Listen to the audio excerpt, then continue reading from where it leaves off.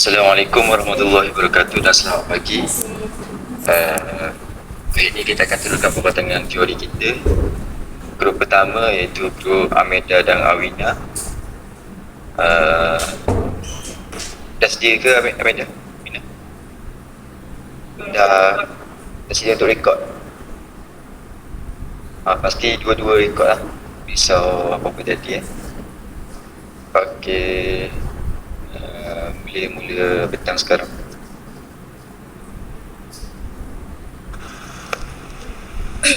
Terdengar suara saya? Okay. Selamat pagi dan salam sejahtera. Saya ucapkan kepada semua. Hari ini kumpulan saya dan Melda akan membentangkan teori pemusatan insan di bawah subjek KKT 3043 teori-teori konseling. Ini adalah ahli kumpulan kami lah yang terdiri daripada Imelda dan saya sendiri, iaitu Alina anak pendidik. Seterusnya kita masuk ke bahagian pengenalan. Teori pemusatan insan ataupun person-centered theory telah dikemukakan oleh Ransom Rogers yang tergolong dalam pendekatan humanistik. Dan menurut Berger 2000, pendekatan ini merupakan gelombang ketiga dalam dunia psikologi selepas pendekatan psikoanalitik dan pendekatan tingkat. Teori ini juga mengandungi 4 elemen utama, iaitu keutamaan kepada tanggungjawab individu, keutamaan kepada konsep here and now, fokus kepada fenomenologi individu, dan keutamaan kepada perkembangan diri. Untuk konsep here and now, pendekatan ini merupakan pendekatan yang mengutamakan isu individu pada masa kini dan sekarang lah kiranya, macam kaunselor ni tidak fokus kepada isu-isu yang pada masa lalu ataupun pada masa hadapan. Dan pada masa ini untuk pendekatan ini juga ia memfokuskan ke atas perasaan, fikiran dan tindakan klien serta kewujudan klien pada masa kini, dan di sinilah kiranya. Seterusnya kita lihat secara hidup Carl Rogers ataupun individu yang mengemukakan teori inilah. Carl Rogers telah selama 75 tahun dari 1902 sehingga 1987 telah menjadi rujukan kepada pengkaji terapi pemusatan insan lah. Dan teori pemusatan insan ini dibentuk berdasarkan pengalaman Rogers sebagai psikologis bermula tahun 1928. Dan seterusnya, Rogers telah dilahirkan pada 8 Januari 1902 di Oak Park, Illinois, dan beliau merupakan anak yang keempat daripada 6 orang adik-beradik. Beliau merupakan seorang yang pendiam tetapi bijak. Seterusnya, situasi keluarganya pula, suasana dalam keluarganya yang tidak membenarkan emosi dinyatakan secara terbuka menyebabkan Rogers akan dinilai dan dianggap mahukan sesuatu apabila berkongsi pandangan, perasaan dan impian dengan ibu bapanya walaupun beliau pasti bahawa mereka menyayanginya. Kesannya, Rogers menghidap palsa ketika berumur 15 tahun seperti kedua adiknya. Hal ini sejelaskan sikit lah, macam Rogers ni apabila dia menyatakan apa-apa yang dia rasa, perasaan dia selalu dianggap macam nakkan sesuatu, macam nakkan perhatian ke apakah macam tu. Jadi hal ini menyebabkan rasa macam Rogers ni dia takut untuk menyatakan pandangan dia macam tu ataupun emosi dia. Jadi hal ini menyebabkan Rogers ni menghidapi ulcer lah, macam ketika umur 15 tahun macam tu. Seterusnya, Rogers mengarungi zaman remaja di Chicago apabila keluarganya berpindah ke sana ketika beliau berumur 12 tahun. Di mana Rogers membesar dalam keadaan terkongkong kerana beliau tidak dibenarkan bergaul dengan kawan-kawan.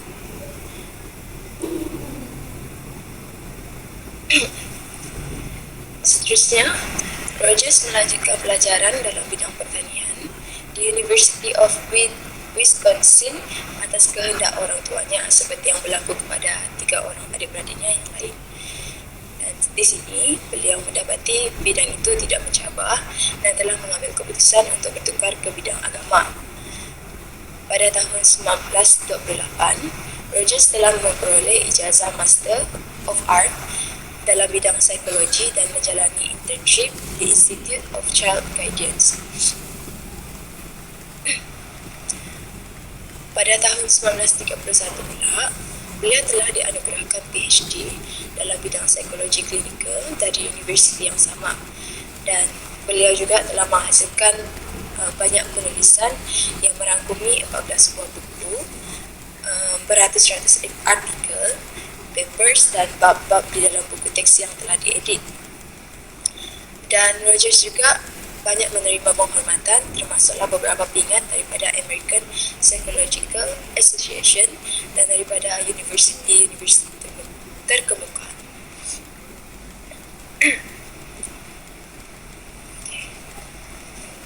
Oke, seterusnya saya akan teruskan dengan personality menurut teori pemusatan insan, di mana Rogers telah berpegang teguh kepada kepercayaan bahawa manusia ni sememangnya baik, boleh dipercayai, boleh berdikari, realistik dan mempunyai potensi.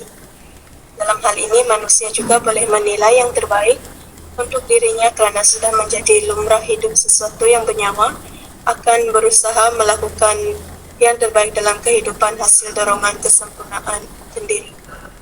Disebabkan kurang pengetahuan dan keterpaksaan, manusia memilih cara yang salah untuk mencapai kesempurnaan. Dalam hal itu, untuk mendapatkan penerimaan positif daripada orang lain, manusia ni dia kurang menggunakan proses menilai organismik yang ada dalam dirinya. Contohnya di sini adalah seorang pelajar ni dia bercita-cita untuk menjadi artis, tetapi disebabkan keinginan untuk disayangi dan dihargai oleh kedua-dua ibu bapanya yang mahukan dia menjadi seorang doktor, maka dia telah mengambil keputusan untuk memasuki bidang kedoktoran walaupun terpaksa mengorbankan nilai dirinya. Oleh itu, apabila pelajar tersebut menerima syarat bernilai ibu bapanya, dia telah berjaya mendapatkan penerimaan yang positif daripada orang yang disayangi dan dihormati. Penerimaan yang positif ini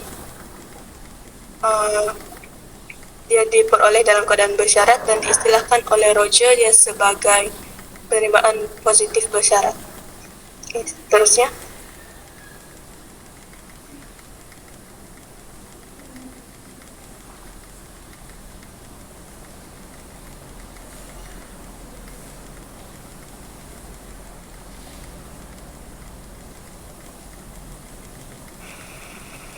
Okey, seterusnya ialah proses menolong. Proses menolong ni ialah proses kaunseling untuk berdasarkan teori lah. Di mana proses kaunseling teori ini adalah berbeza dengan terapi-terapi lain sebab ia lebih berfokus kepada pengalaman klien. Dan di sini Rogers menjelaskan bahawa sikap dan perasaan kaunselor yang ditunjukkan kepada klien adalah lebih penting daripada orientasi teoretikal, prosedur, teknik dan sebagainya dalam perhubungan inilah. Dan bagi Rogers, perhubungan kaunselor klien merupakan asas dalam perhubungan menolong yang membolehkan klien mencapai matlamatnya.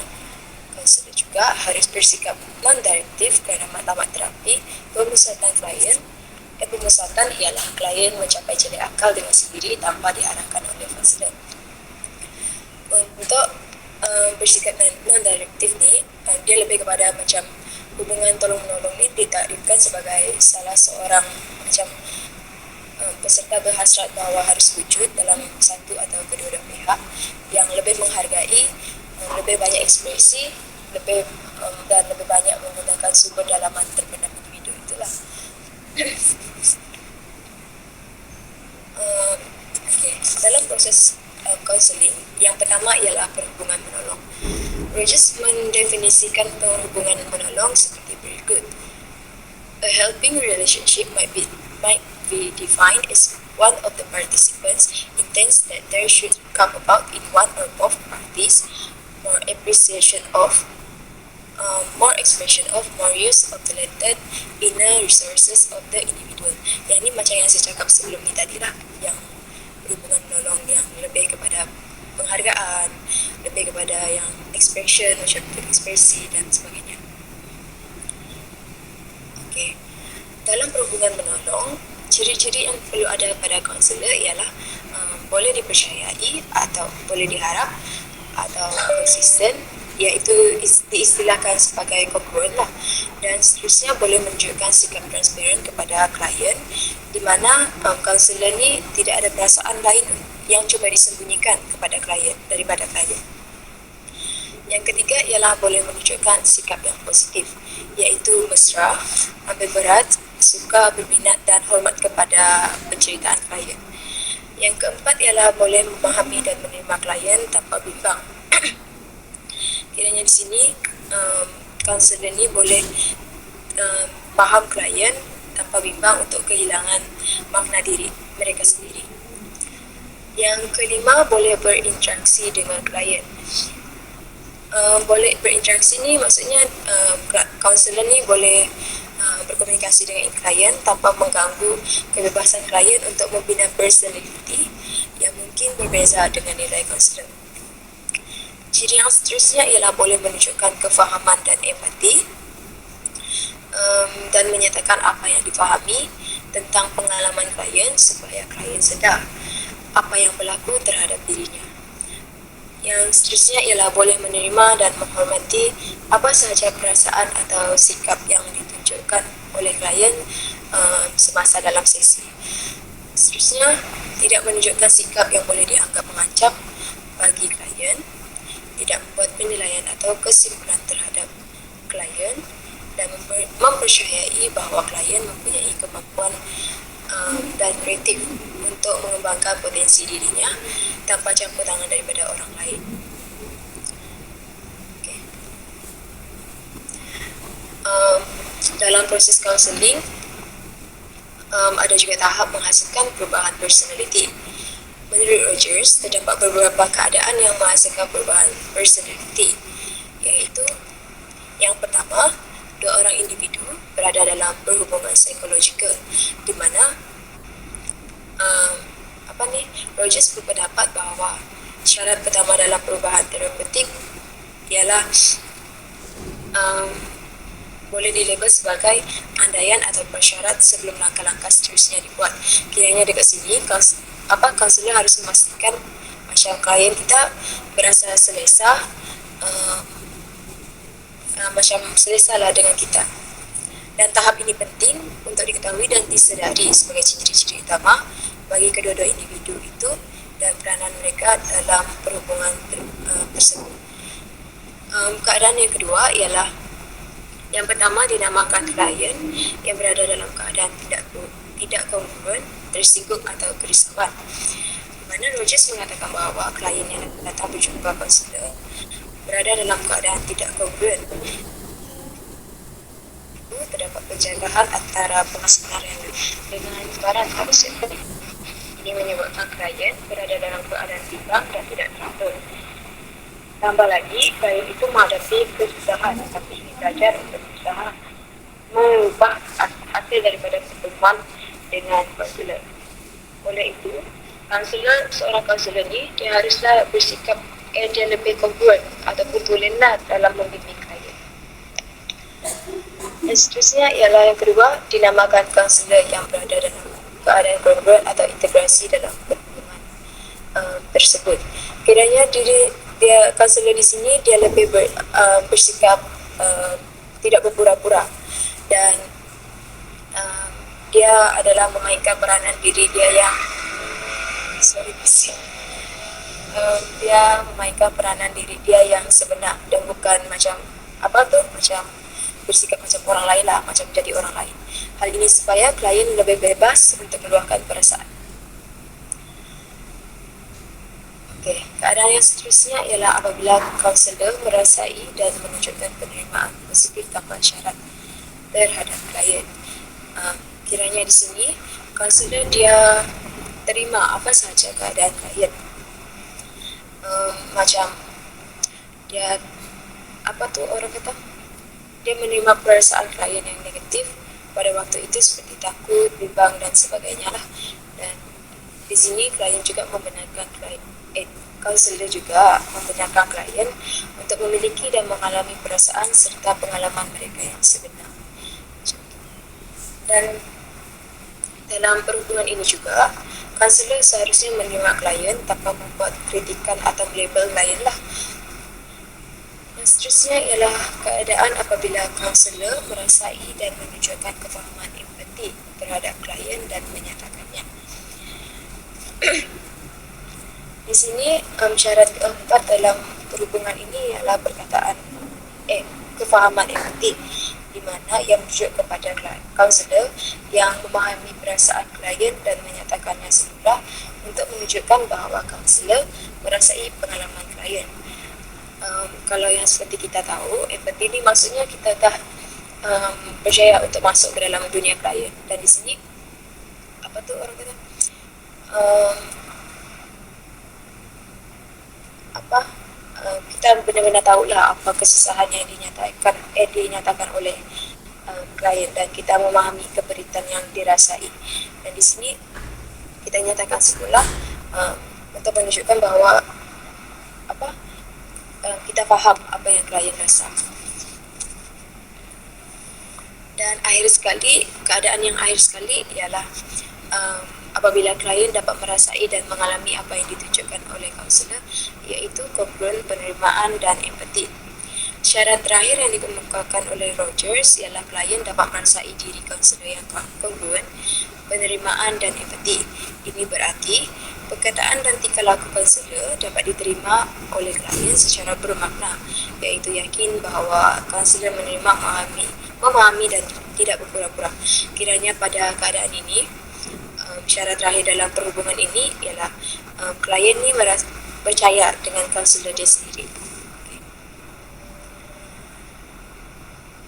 Tahap ketiga dalam proses kaunseling untuk teori ini ialah menggalakkan penglibatan klien. Rogers telah menggariskan beberapa keadaan yang menggalakkan penglibatan klien di dalam sesi, iaitu jika kaunselor bertindak berdasarkan prinsip bahawa individu itu bertanggungjawab terhadap dirinya dan mahu melaksanakan tanggungjawab itu. Yang kedua, jika kaunselor bertindak berdasarkan kepercayaan klien. Yang ketiga, jika batasan yang dibuat terhadap klien adalah berdasarkan kepada tingkah laku dan bukan terhadap sikap. Keempat, jika kaunselor hanya menggunakan teknik dan prosedur. Yang kelima, jika kaunselor mengelak daripada menunjukkan atau melakukan perkara-perkara yang tidak dibenarkan. Untuk yang kaunselor menggunakan teknik dan prosedurnya, di sini dia adalah untuk memperlihatkan bahawa dia memahami sikap emosional yang ditunjukkan oleh klien dan serta menerimanya lah.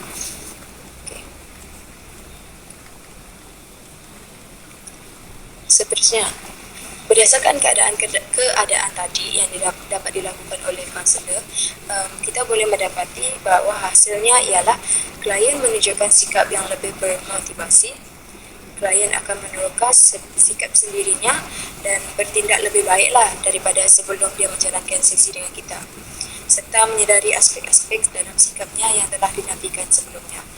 Yang ketiga, klien menjumpai sikapnya yang bermotivasi dan menerimanya secara menyeluruh. Dan pada masa yang sama, dia juga telah menerima sikap yang telah dinafikannya sebelum sesi. Seterusnya ialah setelah jelas dengan pilihan yang dibuat, klien akan menggunakan inisiatif sendiri dan bertanggungjawab untuk mencapai matlamat baru. Dan yang akhir sekali ialah klien akan berkelakuan ke arah mencapai matlamatnya dan merasai kehidupan yang lebih baik. Sebelum tu, di sini ingin saya tekankan lagi, untuk proses kaunseling bagi teori pemusatan insan ini, dia tidak memiliki teknik khusus seperti teori lain lah, dan dia lebih mementingkan 3 komponen utama, iaitu empati, kongruent dan penerimaan tanpa syarat. Yang macam lebih berfokuskan kepada perasaan klien lah. Itu saja. seterusnya. Oke, seterusnya adalah kemahiran-kemahiran pemusatan insan, di mana dalam kemahiran ini dia ada 3 lah, yaitu yang pertama empati, yang kedua ketulinan dan kongruen, dan yang ketiga adalah penerimaan positif tanpa syarat. Oke, saya teruskan dengan yang empati terlebih dahulu lah. Empati ini dia ada 2 tahap, yaitu tahap pertama di mana kaunselor dia memasuki ke dalam dunia klien dan merasai setiap perasaan yang dialami oleh klien. Dalam hal ini, kaunselor dia dapat memahami diri klien dan masalah yang dialami oleh mereka. Bagi tahap yang kedua pula, dia melibatkan penggunaan dan kesedaran kognitif dalam melihat klien sebagaimana yang klien lihatlah. Dan cara menunjukkan empati di sini, yang pertama adalah melalui layanan, iaitu ekspresi muka lah, seperti yang kita tahu, seperti anggukan, senyuman dan pertentangan mata. Yang kedua adalah postur badan, di mana kaunselor ni dia perlu duduk dalam keadaan tenang bagi membolehkan klien ni berasa selesa lah semasa menjalankan sesi. Dan yang ketiga adalah jarak fizikal. Jarak fizikal ni adalah bertujuan supaya setengah klien ni merasa tidak selesa jika jarak adalah kurang dari 3 kaki. Dan yang keempat adalah isyarat badan, di mana kaunselor tidak seharusnya menggerakkan tangan atau menyilangkan tangan di dada semasa menjalankan sesi bersama klien. Dan yang terakhir adalah kualiti suara, di mana dia melibatkan tona suara sama ada tinggi ataupun rendah. Nah, seterusnya.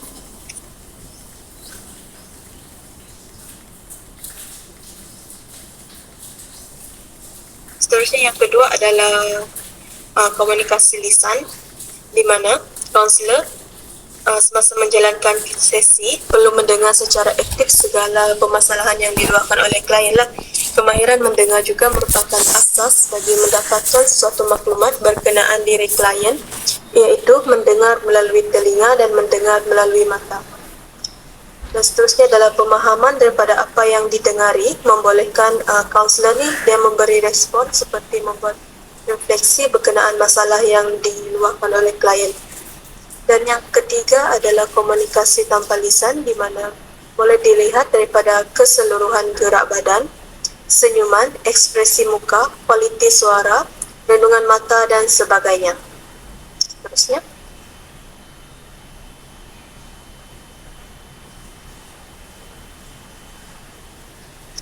Kemahiran pemusatan insan yang kedua adalah ketulinan dan kongruen. Ketulinan di sini merujuk apabila kaunselor yang jujur, telus dan tidak berpura-pura atau memakai topeng bagi membolehkan klien melihat kaunselor sebagai diri mereka yang sebenarlah, di mana cara menunjukkan bahawa kaunselor adalah tulen terhadap klien adalah yang pertama, bersifat tulen dan menunjukkan pertolongan sebagai salah satu gaya hidup. Yang kedua, bercakap secara spontan tetapi tidak terlampau atau sembarangan. Yang ketiga, mengatakan secara terbuka dan tidak defensif apabila berasa terancam terhadap klien. Yang keempat, bersikap konsisten dan mengelakkan percanggahan antara apa yang difikirkan dan dirasai dengan apa yang dikatakan terhadap klien. Yang ini bagi mengelakkan sesuatu yang tidak diingini lah berlaku semasa sesi itu. Dan yang kelima adalah bersedia berkongsi diri dan pengalaman terhadap klien jika dilihat boleh membantu. Seterusnya. Dan kemahiran pemusatan insan yang terakhir adalah yang ketiga, penerimaan positif tanpa syarat, di mana penerimaan positif tanpa syarat ni dia merupakan istilah hormat bagi menunjukkan bahawa kaunselor ni dia memberikan penerimaan positif tanpa syarat terhadap klien. Dan sikap yang perlu ada dalam diri kaunselor bagi menunjukkan kualiti hubungan, iaitu kaunselor ni perlu berada bersama-sama klien dan mendengar secara aktif apa yang disampaikan oleh klien. Yang kedua adalah kaunselor tidak membuat penilaian kritikal terhadap klien semasa menjalankan sesi. Yang ketiga, kaunselor ni perlu berkomunikasi dengan cara menunjukkan empati yang tepat terhadap klien. Seterusnya, kaunselor menunjukkan kemesraan terhadap klien. Yang kelima, membantu klien mengenal pasti sumber-sumber yang ada ke arah mencapai potensi sepenuhnya, seperti menerka situasi permasalahan sebenar secara mendalam lah. Yang keenam, kaunselor memberikan galakan dan sokongan terhadap klien. Dan yang terakhir adalah kaunselor sentiasa membantu klien bagi melaksanakan tugasnya sehingga proses menolong selesai.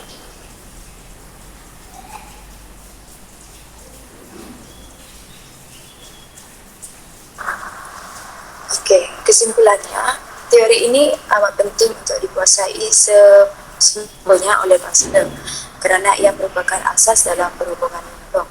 Kemahiran menolong ini dapat dikuasai jika dipentingkan dalam kehidupan seharian, iaitu dengan kemahiran menolong ini mengaplikasikan sikap penerimaan tanpa syarat, tulen dan menggunakan kefahaman empati dalam hubungan interpersonal yang pastinya akan memberikan kesan yang positif lah terhadap klien dan kaunselor kaunselor.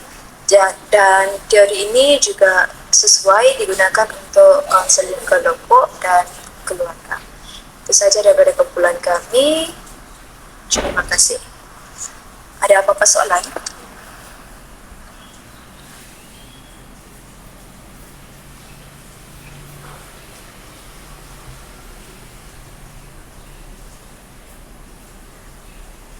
Ada soalan tak?